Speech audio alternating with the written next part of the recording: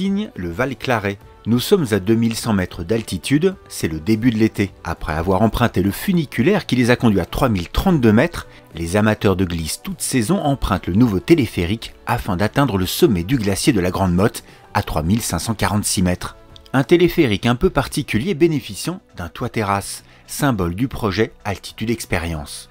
Il n'y a pas d'équivalent d'être à l'air libre sur le toit d'un téléphérique entre 3000 et 3500 mètres en se déplaçant à 7 mètres secondes, avec vraiment une vision 360 degrés dans un environnement extraordinaire. Extraordinaire, c'est la sensation que ressentent les heureux élus, une vingtaine à chaque passage, sur le toit de ce téléphérique en mode cabriolet, accessible avec appareil photo, mais sans chaussures de ski. It's amazing. For me, it's like a one in a lifetime opportunity, you know, to see from the top roof all the mountains. Yeah, nice, very nice. C'est merveilleux, vraiment un vue incroyable. Aujourd'hui, il fait très beau, c'était magnifique. Cette possibilité unique de monter sur le toit d'un téléphérique est le point d'orgue d'un parcours pédestre durant lequel les visiteurs peuvent découvrir, à l'aide d'un passeport et d'un audioguide, tous les secrets du glacier de la Grande Motte.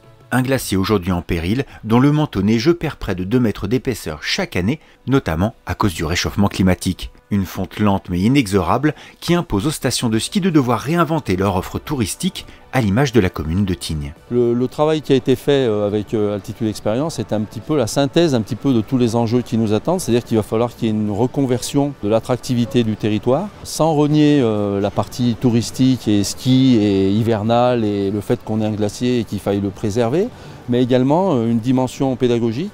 Et c'est le travail qu'on a instauré avec le Parc national de la Vanoise en particulier, qui est partie prenante dans ce projet-là, ce projet d'aménagement, et où il y a tout un aspect découverte, un site qui est juste exceptionnel. Donc le fait que tous on soit arrivés à travailler pour le mettre encore davantage en valeur avec tous ces aspects, c'est juste parfait. Parfait comme l'entente entre les différents partenaires dont la Compagnie des Alpes, filiale de la Caisse des dépôts, et donc le Parc national de la Vanoise.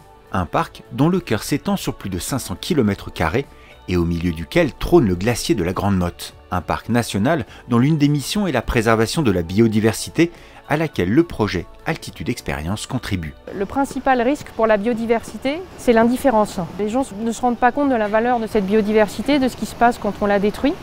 Et on se rend compte que on ne protège jamais aussi bien que quand on partage. C'est un atout. Nous, établissements publics, qui sommes porteurs d'une politique de protection, on peut avoir l'opportunité, grâce à cette intégration dans l'offre touristique, de sensibiliser et de faciliter une mobilisation citoyenne à l'issue de ces moments de partage et de découverte. Une découverte qui devrait se prolonger à l'avenir avec plusieurs évolutions mixant habilement sensibilisation et sensation.